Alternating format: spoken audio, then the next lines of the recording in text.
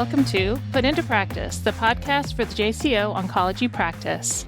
I'm Dr. Fumiko Chino, an associate professor in radiation oncology at MD Anderson Cancer Center with a research focus on access, affordability, and equity. The role of ASCO President spans 4 years, from President-elect to past President of the Board. Dr. Robin Zahn was the 61st President and began her 4-year term in June 2023 and created the guiding theme for the 2025 annual meeting, Driving Knowledge to Action, Building a Better Future. Her presidential address focused on translating evidence-based medicine into better outcomes for patients through meaningful investments in technology, advocacy, and community. I'm happy to speak to her today about leadership in oncology and what it takes to steer a global oncology society in turbulent times.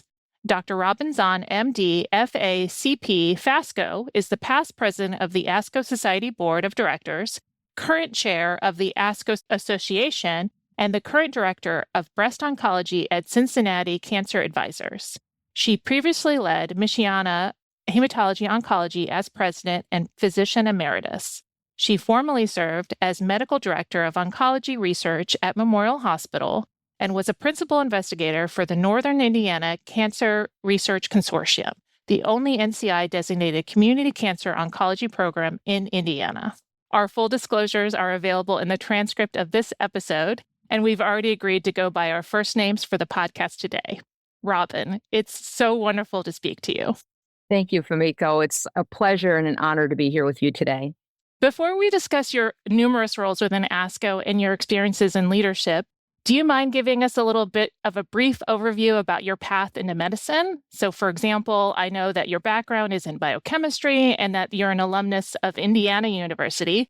So I'm always excited to meet another Hoosier. So thank you, Fumiko. And yes, us Hoosiers do need to stick together. So by way of background, I grew up in western part of New York State, and it was my chemistry degree from University of Detroit. And after graduation, I went into industry as a natural extension of the co-op program that I was involved in at the university. I subsequently worked for a pharmaceutical company where I did translational research. Then I moved on to be one of a handful of individuals to help build a new research and development division for a diagnostic company that had just moved over into the U.S. So even prior to college, though, I was destined to be an oncologist, and my interest comes honestly. I had a very strong family history of cancer, but really what transformed my future was from watching my grandfather die from superior vena cava syndrome, and this was in the mid-1970s where there wasn't a whole lot to do. I was 15 at the time, and I was very close to him, and I'll never forget some of my last moments with him. And it was a plea to do something to fix cancer. And it was then that I felt like I had my marching orders. So what I've appreciated then throughout my life is that it's really the people you meet along the way that can really so much influence your future, often in unexpected and positive ways. And an example of that was while I was working for the pharmaceutical company in the early 1980s, the executive of the company who knew I wanted to be an oncologist encouraged me to learn as much as I could about business because he was predicting that one day all of healthcare would be greatly influenced by business decisions and algorithms. So in order for me to have any modicum of control, he suggested I need to learn how to manage this type of influence. So now you jump ahead, and now I'm in fellowship. I knew I wanted to be a community clinical practitioner doing two things. First, I wanted to set up clinical research trials that could be done in our neighborhood. And second, I wanted to run my own business. I wanted to run my own practice. So after joining Michiana Hematology Oncology, which was a general independent community practice, I became the vice chair of the Hoosier Oncology Group representing the community. And also what was at that time, I think unique, was that it was a collaboration between academic centers and the community doctors so that we can actually conduct trials where patients lived. I also was principal investigator, as you mentioned, of the Northern Indiana Research Consortium, which was incredible. It was a consortium of 5 competing hospitals coming together to do one thing only, and that was deliver clinical trial opportunities to our neighborhoods. And we ended up being a very successful force, and our team did a great job, and we were one of the top 10 accruers with the NCI. I was also president of the group and served as chair of the local South Bend Medical Foundation. That is such a great overview, and I actually love how you said that early experience with your grandfather and then translated over to your post-undergraduate career, how that gave you those guiding fence posts to that marked your progress. And that early advice about how the business of oncology was going to be something that was a real prescient knowledge for you to have really invested in that. Did you actually get additional training within business? I did. So within my subsequent job with the R&D, I actually had a lab and I managed what then was a lot of money. It was a couple of $1 million to be, now it isn't, but then it was, to manage and build up a lab. And I transferred a lot of technology. So that gave me the skill set of, how do you build products and how you develop products from beginning to the end. But I also took extra classes and I did accounting and a number of other things and had a business certificate in business and management from University of Notre Dame, which is right here in my neighborhood where I live. Making that investment in your own time to gaining those skills, I think 100% has paid off in terms of your career and in terms of the health of, Hoosiers and people across the United States and around the world. So I appreciate former you for having made those investments because business oncology, I know we have an incoming issue focused on the business oncology. It's incredibly important, unfortunately, sort of dominating all of our conversations. And trying to find that balance of patient care and business savvy is something that we are really undereducated on. Now, within ASCO, I know you've served many prior roles from the board of directors member, from the government relations chair, clinical practice chair, pathways, task force chair, so many examples of your leadership. How did you actually get started as an ASCO volunteer, and what can you share about your experiences across these very diverse volunteer opportunities? Thank you for asking me that question. And that is probably one of the most common questions I get when I go out and I talk with people. So I love talking about it. And it really dates back a little bit to some exposure in medical school. It was the AMA. There was a women's group that was associated with the AMA. But really what significantly helped me understand the role of professional societies was when I was an internal medicine resident. I was very fortunate to be on the National Residence Panel for the American College of Physicians. And that's when I really learned and experienced firsthand the importance of being associated with professional organizations who have shared mission and vision and also desire to serve their members.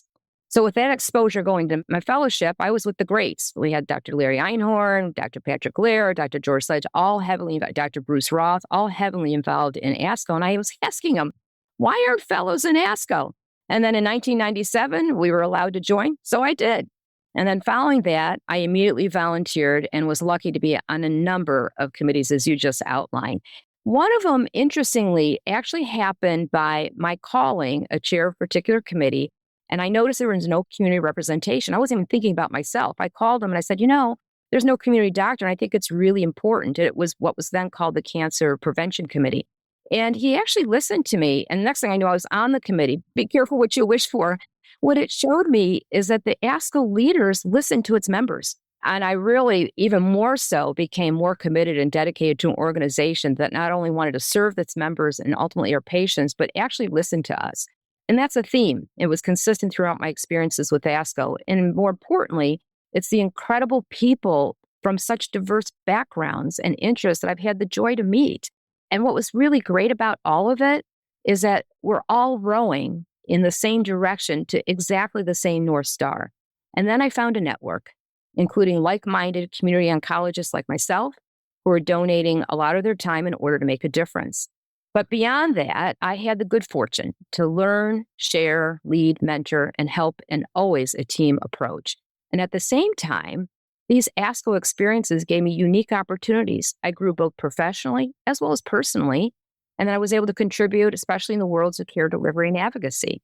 So with regard to my favorite experiences, there are so many. That's an unfair question, Fumiko. But being president during this 4-year term has been life-changing. From working with an excellent board of directors, society executive leadership, the advocacy teams, the ASCO staff, that's phenomenal, to having support in developing my legacy project, I hope it will be ASCO Edge, visiting the state affiliates, of which I'm trying to get to all of them during my presidential year, and visiting oncologists worldwide. I was given a gift to see the incredible opportunity or have the incredible opportunity to see the cancer world as others see it and observe and learn how they are conquering cancer in their very own neighborhoods. I love it how you said that you actually saw within your own career the society within ASCO actually evolve from, for example, allowing fellows to participate, then to actually having more involvement in community oncology. And I appreciate that you have evolved and ASCO has evolved and you've evolved simultaneously in lockstep. So that's amazing, where I think your example shows, I think, maybe listeners this idea that, like, hey, if you have an idea, if you're passionate, if you're motivated, if you're a hard worker, you can actually shift the focus of ASCO, because you just have to have your voice and have something to say and a platform to say it in. And that's just phenomenal. Now, in 2021, you led the ASCO Standards and Practice Recommendations for Telehealth and Oncology. It was published in JCOP, which included guidance on everything from which patients to see in the role of APPs and telehealth facilitated clinical trials. Pre and post pandemic, how have you seen telehealth evolve? What do you envision as the future of telemedicine and oncology? So, as you mentioned, Fumiko, I had the great opportunity to co-lead and be part of this magnificent team that came up with these standards. And that was in answer to COVID. And that's, as you had mentioned, when CMS had removed the restrictions, not permanently, but they had removed them. And post-COVID, my observation has been that telehealth has been used variably. There are programs, as you well know, in rural sites using telehealth, and that, in fact, is a key strategy for ASCO's Rural Montana project. In addition, there are organizations that are using it for second opinions. And for full disclosure, as you mentioned, I do work with Cincinnati Cancer Advisors. It's a not-for-profit organization, and I do only telehealth visits, and I provide free second opinion consultations to patients. And we're actually collecting data because we want to determine whether or not there's effectiveness of a second opinion, but including by delivering it with telehealth. So to back up a little bit, if we really want to further enable both the opportunities and the potential of telehealth, there has to be legislative action with regards to how to support telehealth post-COVID and make those CMS flexibilities permanent. So to that end, currently there's the bicameral, bipartisan Creating Opportunities Now for Necessary and Effective Care Technologies, referred to affectionately as CONNECT, for Health Act for 2025. And for those who are interested, it's HR Bill 4206 and Senate Bill 1261. And that is an ASCO advocacy priority.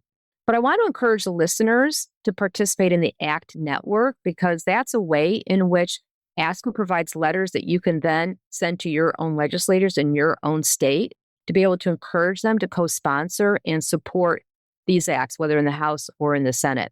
Certainly, we, as well as other societies, want to make this flexibility permanent. And it has been, as I mentioned, an advocacy priority. And for those who watched ASCO's Hill Day in this past April, it certainly was one of the priority discussion points we met with our legislators. So from the standpoint for the future of telehealth, I sincerely hope that this particular technology increases utilization, not only in the routine care of our patients, like treatment, for example, or supportive care or mental health support, but also for clinical research. I think it's truly a critical piece for the decentralization of clinical trials.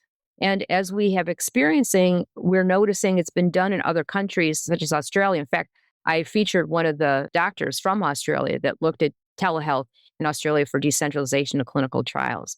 So my wish is to have Congress support this legislation. And we need everybody on board. We need a force of us to really make them understand and help them understand and educate them as to the importance of the technology. But beyond that, I realize that there isn't always availability and access. So ideally, the next step is to be certain that internet and the equipment that's needed to actually use this resource and technology is available for all the citizens in the U.S., no matter where they reside. I love it that you ended that with this call to action in terms of we don't need just funding for telehealth reimbursement, but also investments in infrastructure.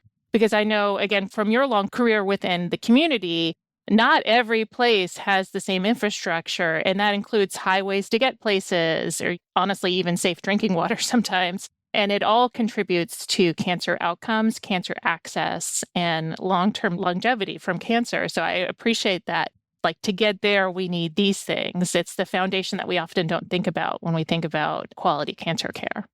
Now, one focus of your 2025 presidential address was on the focus of artificial intelligence to improve cancer care, including introducing the new Guidelines Assistant tool created by ASCO and Google.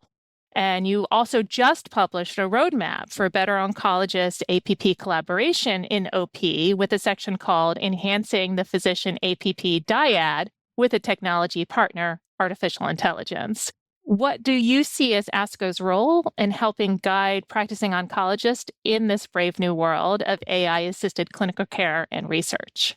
Well, ASCO really has taken the lead already, and they had developed the principles for responsible integration of AI into oncology clinical practice and care delivery.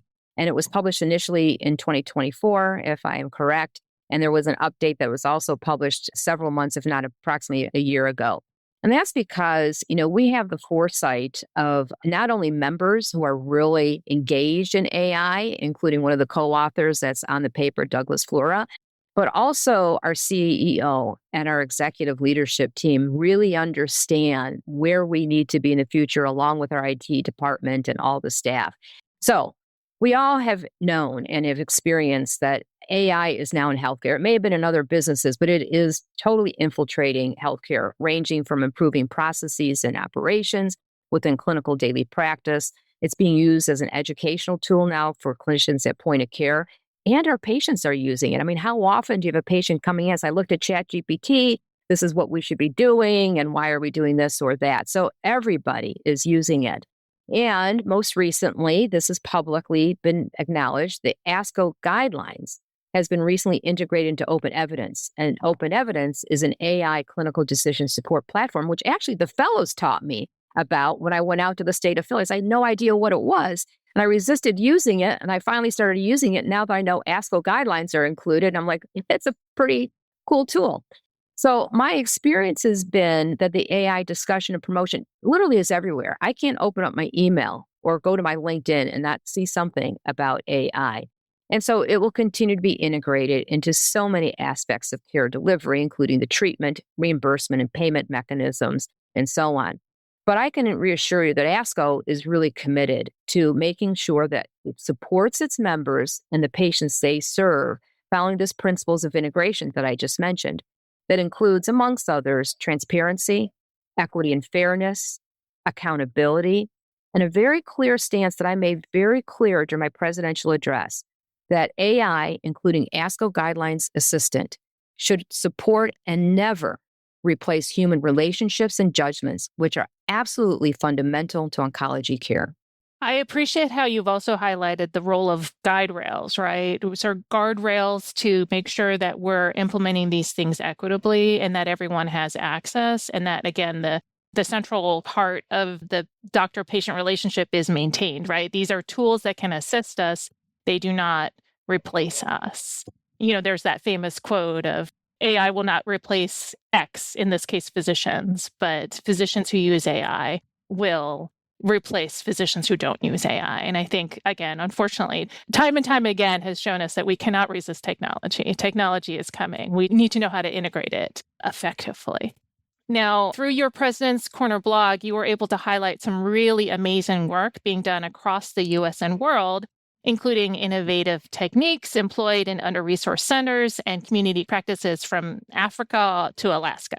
You've also always been a consistent champion of community oncologists. I would love your thoughts about what ASCO is doing to broaden the reach of society beyond the traditional academic ivory tower to help improve cancer care delivery for all. Again, I know you've already kind of highlighted some, but I'd like you to specifically speak a little bit about that, because I know, again, you are a true champion. Sure. Well, thank you for that question, Famika. And you're right. We need to talk about how can it actually be operationalized. I can attest through my example and others that I have met along the way that ASCO is totally committed to being a professional home for all oncologists, no matter what their site of service is or what county, state, or country they reside in. And that's for decades. That isn't something that happened yesterday. From the standpoint of the domestic membership, the community has been supported and recognized as being very critical to the care of patients and the actual success of ASCO achieving its mission and vision. Because we all know, as ASCO does as an organization and leadership, that 80% of the patients ultimately in the U.S. are treated in the community setting. So ASCO, as an example, has been involved in the state affiliate program for a little over 30 years. And then they established the State Affiliate Council 15 years ago, and thereby building actually a two-way communication between ASCO leadership and community oncologists. And in fact, they have a direct channel to the ASCO Board of Directors as they have an advisory role to both the society and the association boards. But in addition, ASCO has been heavily involved in quality programs such as COPE and most recently ASCO Certified to assist, again, all practices that are interested in participating, but especially community practices to help be certain that we can deliver the highest quality evidence-based care while driving continuous improvement in real-world evidence. And for example, my practice, we were one of the early adopters of COPE, and I can attest that it did make a difference because we were multi-site. So we had different doctors going to different sites and different patient populations. And yet I am certain that COPE makes sure that we all were rising to a certain threshold and bar of care that was consistent across our practice. So I was really happy to participate as a representative of our group in the COPE project. I also want to remind listeners that from the community standpoint, there's a number of opportunities for us to have our voice heard, not only on committees and task forces and the board of directors and leadership, but to participate through the volunteer portal. And very importantly, as advocates, whether you're participating in the ACT network or you're associated with your state affiliate. But very critically important where community doctors can really share their voice is when they vote in the annual election. It'd be great to see more community doctors and more of our society in general vote. But this is an opportunity for you to have your voice heard. Appreciate that call to arms. And again, I think through your example, you've also said that it's voting and also the volunteering, the service, because again, even more candidates from community practices. I mean, we have a number of different undesignated seats, right? We can potentially have more engagement with community oncology members there as well. Your career is a total prime example of how being engaged with ASCO helps further your career, but also helps further the society. It makes the society better for everyone. So I love that. Now, we are recording this after the ASCO 2026 annual meeting, and I'd really love your thoughts about the science, the themes, the innovation that you saw. I would imagine that the meeting kind of looks different when you're on the other side of leading the program, that you could maybe take a breath that you weren't able to do during your own ASCO annual meeting. Well, thank you for that assumption, Fumiko. You're right. It was an outstanding meeting. And I actually referred to the ASCO annual meeting as I was reflecting on this question. So, really, the ASCO annual meeting is the World Exposition for Oncology. And I think that's the way I frame it because the intent is the same every year. And that's how is it that we can change and improve the outcomes of our patients based on what we learn, share, and discover during and after the annual meeting. And there's the science, as you mentioned. There's the plenary sessions, there's symposia, oral sessions, posters, but there's committee meetings, which I end up spending time at as a fourth-year president, councils, panels, discussions, international meetings, communities of practice. And it's just so exciting to see 40,000 plus people interacting with each other and supporting each other and really having a sense of belonging. And there's so much science that's presented that changes our practice when we go back to work after the meeting, that we can, very importantly, leave the meeting with a sense of hope, which we can then share with our community and our patients on our return. So this particular meeting, there was just so many things. I can't even list them. I haven't had a chance to go and look. As you can experience, as I'm sure you've experienced, and I did post last meeting, I spent about 60 hours going through the meeting to figure out what I missed. I'm going to be doing the same thing because there's just so much out there and you can't possibly see it all while you're there. But what I really, of course, found exciting, like everybody else in the room in the plenary session, was the paper on the RAS targeted agent for pancreatic cancer. RAS has been a known target and they were trying to approach it. And as community doctors and as academicians, when we see those patients, we really had not had much to offer these people, these individuals with pancreatic cancer. And this is a prime example of how at a meeting, sometimes it's small, sometimes it's big, but at the end of the day, it's practice changing for us and it's potentially life changing for the patients and their families. In this particular case, it's with RAS targeted treatments, but there also was something about lung cancer. There was updates about breast cancer. I mean, you name it. Oh, the dedifferentiated sarcomas. It was just amazing what was seeing out there. The technologies with ctDNA, and MDR testing, prevention, supportive care. It's just a fabulous meeting, and it just energizes me, makes me so excited. I can't wait to go and do the CME. I mean, this is a fabulous meeting. I love it actually that you highlighted this idea that it's more than just the science being presented, it's the community that is dynamic within the annual meeting itself. So I think some people say, well, I might skip this meeting because I'll just read the abstracts later. And I was like, no, it's actually the community. It's the conversations that you have. It's those communities of practice meetings that are actually really, it helped, at least for me, kind of reinvigorates me in terms of the community of oncology and my role in it. And I will say, because you've already highlighted the ASCO ACT network, that cancer research funding is one of our perennial asks in Washington in the spring. And as you know, some of the progress being made in KRAS was directly due to investments for this quote unquote undruggable target made over a decade ago by the NCI. So it again highlights how important these investments are over time. So I'll put in a plug there. And I know, again, it's something that I feel like you have also mentioned in terms of like this research funding, strong investments really make a difference in the future for future cures.